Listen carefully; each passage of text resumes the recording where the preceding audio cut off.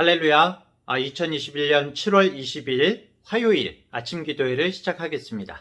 오늘도 하나님의 귀한 말씀을 통해서 하나님을 만나고 또 주님의 뜻대로 살아가는 우리 성도님들 되시기 바랍니다.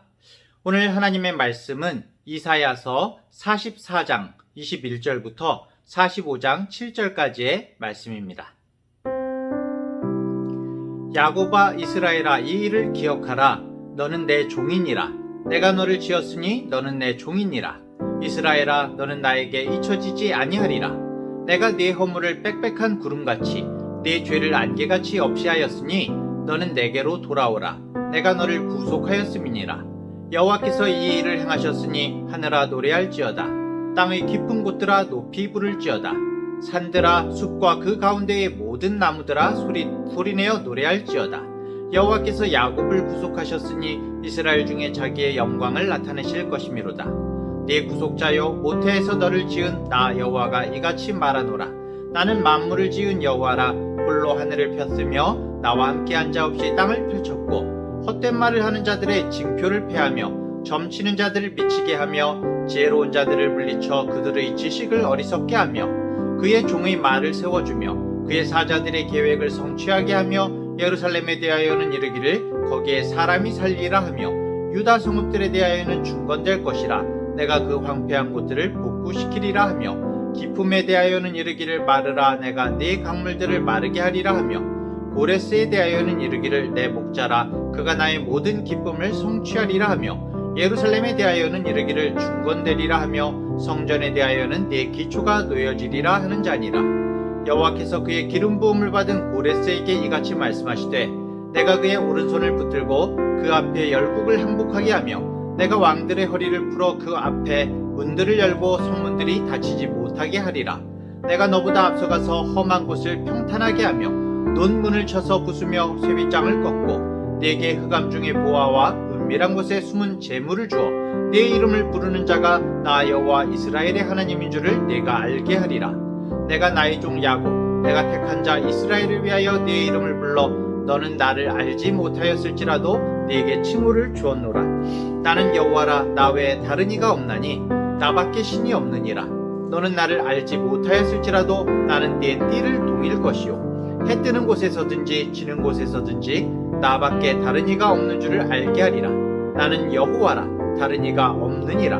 나는 빛도 짓고 어둠도 창조하며 나는 평안도 짓고 환난도 창조하나니 나는 여호와라. 이 모든 일들을 행하는 자니라 하였노라. 아멘. 이사야서는 이사야에 의해서 기록된 하나님의 말씀입니다. 이사야가 이 말씀을 기록한 시기가 아마도 히스기야 왕 시대에서 늦어도 므낫세 왕까지의 그 시기에 기록했을 것으로 보이는데요. 적어도 유다가 바벨론에 의해서 함락되기 100여 년 전에 이미 이러한 사실을 기록하고 있고 또 하나님의 때에 유다의 백성들이 다시 회복되어서 고향으로 돌아오게 될 것을 기록하고 있는 놀라운 성경인 것이죠. 아마도 처음에는 사람들이 이사야의 말을 귀담아 듣지 않았을 것입니다. 하지만 시간이 흘러서 점차 바벨론의 세력이 커져가고 또 시간이 흘러서 느부갓네살 왕이 예루살렘 성을 불태울 때, 그리고 머나먼 바벨론 땅에서 포로 생활을 하면서 유다 백성들은 이 이사야의 말씀을 계속적으로 보고 떠올렸을 것입니다. 정말 슬프고 안타깝게도 유다라는 나라는 멸망하지만 이스라엘이 이사야서를 읽으면서 소망을 품을 수 있었던 것은 이사야의 예언이 거기에서 끝나지 않았기 때문이죠. 바로 하나님의 위로와 회복하심의 말씀이 남아있기 때문이었습니다. 어제 말씀에 이어서 하나님께서는 여호와 하나님만이 창조자요 구속자이심을 기억하고 다시 하나님께 돌아오라고 회개를 촉구하고 있습니다. 21절부터 22절 말씀을 보면 야곱아 이스라엘아, 이 일을 기억하라. 너는 내 종이니라. 내가 너를 지었으니 너는 내 종이니라. 이스라엘아, 너는 나에게 잊혀지지 아니하리라. 내가 네 허물을 빽빽한 구름같이 네 죄를 안개같이 없이 하였으니 너는 내게로 돌아오라. 내가 너를 구속하였음이니라. 이렇게 말씀합니다. 여기서 중요한 말씀이 기억하라 그리고 돌아오라 라는 말씀인데요. 기억하라는 것은 너는 내 종이라는 것, 여호와 하나님이 주인이심을 기억하라는 것입니다. 그렇기 때문에 다른 주인, 우상을 섬겨서는 안 되고 오직 여호와 하나님만을 섬겨야 한다는 사실을 기억하라고 말씀하고 있는 것이고요. 또 돌아오라는 것은 하나님께서 허락하신 자유함으로 돌아오라는 것입니다. 그 이유는 하나님께서 모든 죄를 이제 씻으셨다는 것이죠. 구속하셨다는 것입니다. 죄의 노예였던 우리를 값을 치르고 사서 자유를 주셨다는 의미입니다. 우리가 더 이상 죄의 노예가 아니라 자유의 몸이 되었으니 돌아오라는 뜻이죠. 어제 말씀에서 우상을 만들어 놓고 경배하고 복을 달라, 구원하라 이렇게 어리석은 행동을 하는 이유가 죄로 인해서 눈과 마음이 닫히고 어두워졌기 때문이라고 말했습니다. 그런데 하나님께서 그 죄를 다 없이해 주셨다고, 다 씻어 주셨다고 말합니다. 그렇기 때문에 이제는 닫히고 어두워졌던 눈과 마음이 이제는 열리고 밝아질 수 있는 것이죠. 26절부터 28절입니다.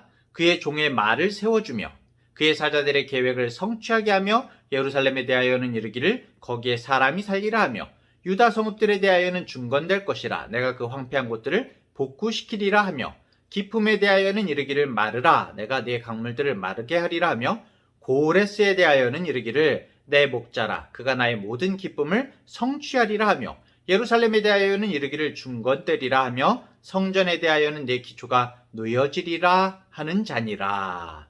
여기에서 드디어 이제 고레스라는 이름이 나오게 됩니다. 고레스는 페르시아 제국을 성립시킨 왕인데요. 그 전에도 페르시아인들이 있었지만은 아케메네스 왕조라고 하죠.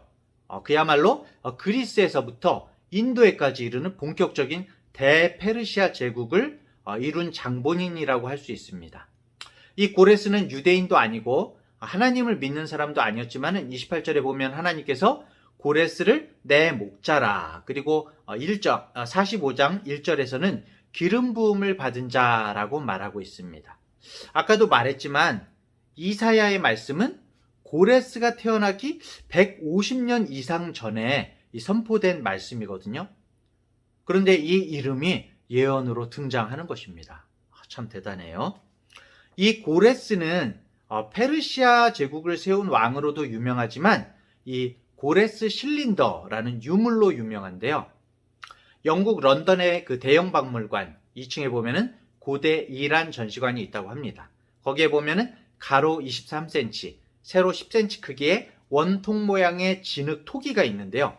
이게 1879년에 발견이 됐는데 고레스의 서판, 고레스의 실린더라고 불리는 유물이라고 합니다. 이 토기에는 BC 539년에 바벨론을 정복했던 그 페르시아의 왕 고레스, 키루스 2세죠. 고레스의 기록이 새겨져 있다고 합니다. 이 토기에는 바벨론이 어떻게 멸망되었는지 기록되어 있고 또 세계사적으로 굉장히 유명한 것이 인류 최초의 인권선언문이라고 그래요. 이 토기를. 왜냐하면 여기에 보면은 제국의 그 페르시아의 시민은 종교의 자유를 가질 수 있고 또 노예제를 금지하고 궁궐을 짓는 모든 일꾼들의 급여를 지급한다라고 그렇게 나온다고 합니다. 참 획기적이죠. 그리고 이 토기 끝부분에 포로들의 그 사회적 신분과 자유를 선포하고 그 포로들의 전통에 따라서 예배할 수 있도록 원한다면은 고국으로 돌려보냈다라는 그런 기록이 나온다고 합니다. 이 유물이 발견되기 전까지는 구약 성경에 등장하는 그 고레스 왕과 그 칙령이 역사적 사실이었다는 것을 인정하지 않는 학자들이 많았는데, 그런데 이제 이 토기가 발견된 이후에는 유대인들의 포로 귀환을 담은 이 고레스 칙령을 무시하는 사람이 없어졌다고 합니다. 성경이 고고학적으로도 이제 증명이 많이 된 것이죠. 이렇게 이스라엘 백성들을 구원하시기 위한 하나님의 계획과 섭리가 참으로 놀랍습니다. 한 나라를 망하게도 하시고 또 흥하게도 하시고 한 민족을 포로가 되게도 하시고 자유인이 되게도 하십니다. 하나님은 이 세상의 창조주이십니다. 그리고 구속자이고 심판자이십니다. 이 모든 역사의 주관자이신 하나님께서 우리를 향해서 말씀하시는 겁니다. 기억하라. 그리고 돌아오라. 오늘 하루 주님께서 우리에게 행하신 일들을 정말 기억하고 주님께 돌아가는 우리 모든 성도님들 되시기를 바랍니다. 자, 이사야 45장으로 넘어가서는 이스라엘이 이 바벨론 포로에서 돌아올 것을 좀 더 구체적으로 말씀하는데요.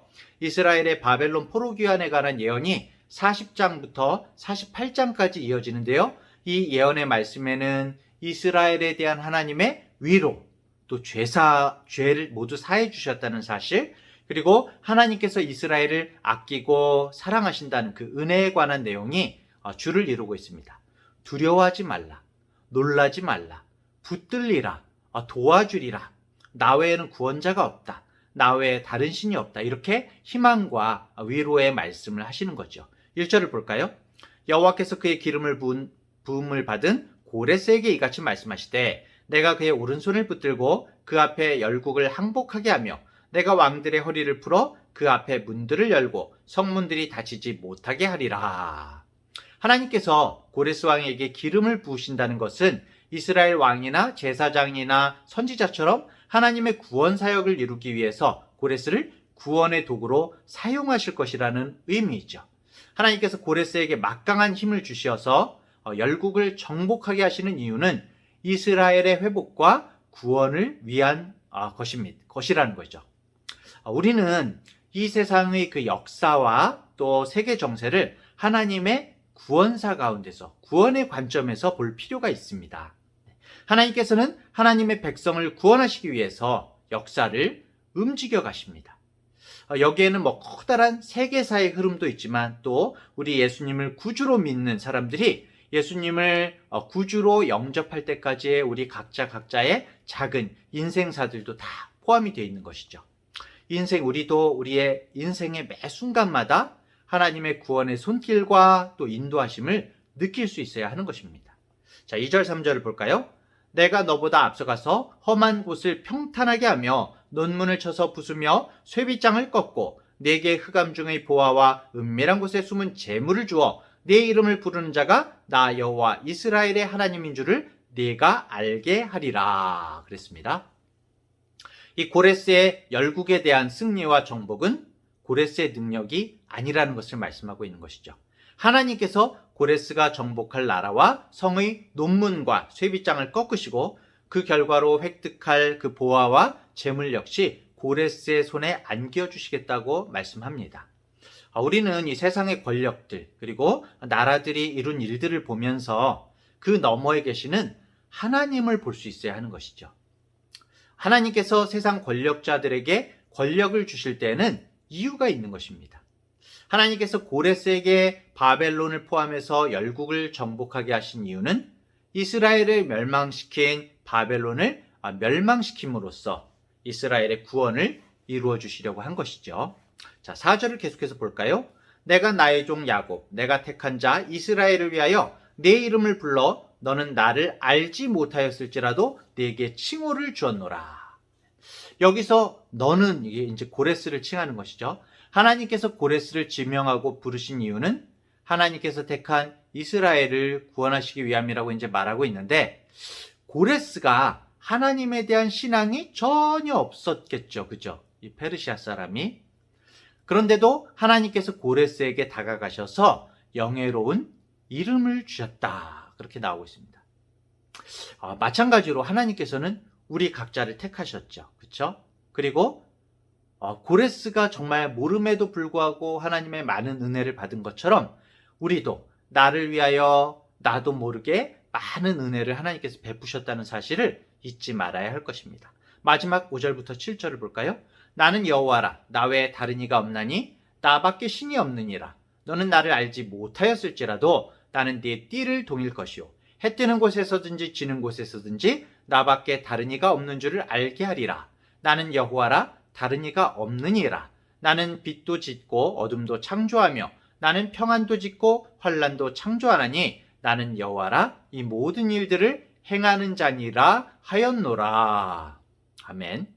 자, 5절부터 7절까지 하나님께서 고레스에게 매 구절마다 나는 여호와라 나 여호와가 라고 말씀하시면서 자신의 이름을 말씀하시면서 하나님께서 온 세상에 유일하신 분이라는 것, 그리고 눈에 보이는 물질을 창조하신 것은 물론이고 눈에 보이지 않는 사람의 모든 심리 상태와 사회 현상과 화와 복까지 모든 일을 주관하시는 전능자이고 또 구원과 공의를 베푸는 창조주임을 알려주고 계십니다. 이렇게 하나님께서는 비록 우리 인간의 눈에 보이지 않는 영이신 하나님이시지만 자신의 어떤 신적인 존재를 우리에게 계속 계시하시고 세상에 알려주시고 있죠. 이것을 깨닫는 사람이 진정 지혜 있는 사람, 복된 사람인 것이죠. 오늘 본문의 고레스는 오늘을 살아가는 우리에게 중요한 메시지를 전해주고 있습니다. 우리가 어떻습니까, 여러분? 우리 정말 우리와 우리 나와 우리 나라와 이 민족 역시 고레스처럼 하나님을 전혀 모르고 우상을 섬기며 살던 어떻게 보면 이방 국가였죠. 그리고 세계에서 정말 전쟁을 겪고 가난했던 일제의 그 치세를 겪고 그리고 전쟁을 겪었던 빈민국의 하나였던 우리나라가 어떻게 오늘날의 대한민국으로 우뚝 설 수 있었을까요? 바로 하나님의 우리나라를 향하신 섭리하심의 답이 있는 것입니다. 우리나라의 어떤 우리가 흔히 얘기하는 기적적인 성장, 경제적인 번영을 이룬 것은 그 배후에 하나님께서 분명히 역사하셨다는 것이죠. 하지만 우리는 이런 사실을 간과하기가 쉽습니다. 자칫하면 오늘날의 번영이 우리만의 힘으로 이루어진 것으로 착각하면서 국뽕에 잔뜩 이렇게 부풀어서 살기 쉬운 것이죠. 우리나라의 번영이 하나님의 역사하심이라고 믿는 크리스찬이라면, 우리가 그런 믿음을 가진 사람들이라면 우리는 어떻게 살아야 할까요? 이방인이었던 우리 민족과 우리 개인 한 사람 한 사람을 하나님께서 지명하여서 세워주신 이유는 무엇이겠습니까? 예수님께서 제자들을 향해 땅끝까지 이르러 내 증인이 되라고 하셨죠. 오늘 본문 말씀으로 표현하자면 22절에 땅의 모든 끝이여 내게로 돌이켜 구원을 받으라. 나는 하나님이라 다른 이가 없느니라. 이 말씀을 증거해야 하는 것이죠. 바로 이것이 우리나라와 우리를 당신의 백성으로, 당신의 기름 부음을 받은 자로 지명하여 부르신 이유인 것입니다. 우리는 복음의 빚진 자입니다. 하나님께서 고레스에게 하셨듯이 우리를 향해 당신의 기쁨을 성취할 나의 목자라고 하시면서 왕같은 제사장으로 기름 부어주시고 우리를 세워주신 겁니다.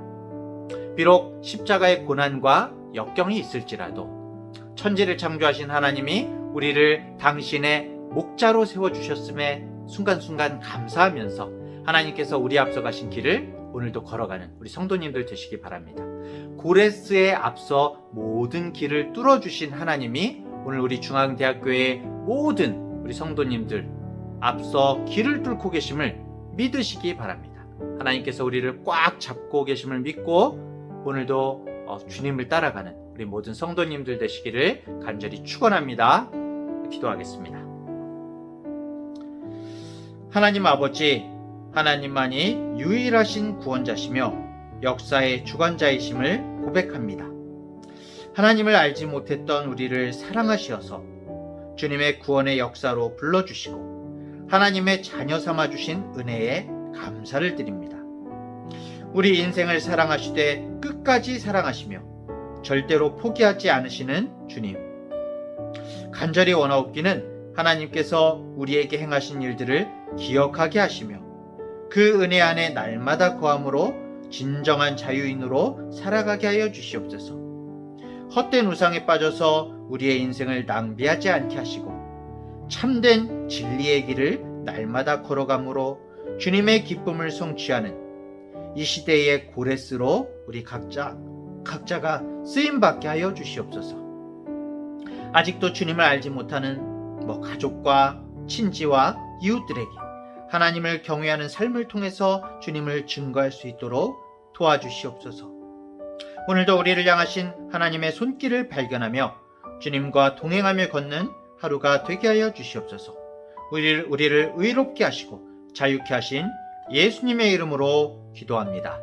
아멘.